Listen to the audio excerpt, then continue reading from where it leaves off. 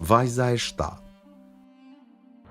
Ati i linin vetëm vajza, përkundër dëshirës së tij. Deri tani i kishin lindur 6 vajza dhe shoqja ishte 7 zënë sërish. Pak para lindjes ishte akërryer. Po që se lind vajzë do të kërkoj divorcin, more vesh.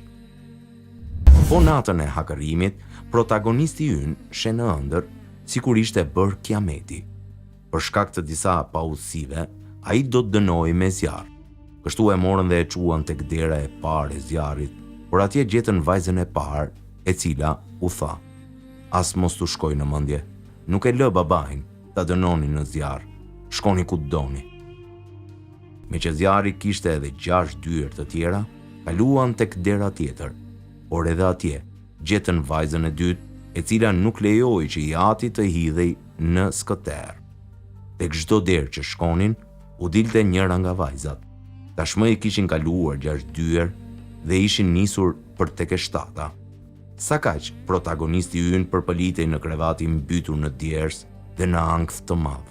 Rrugës për tek dera e 7, ai mendonte: "Mirë, por unë kam pasur vetëm 6 vajza, po tani si do t'i bëhet?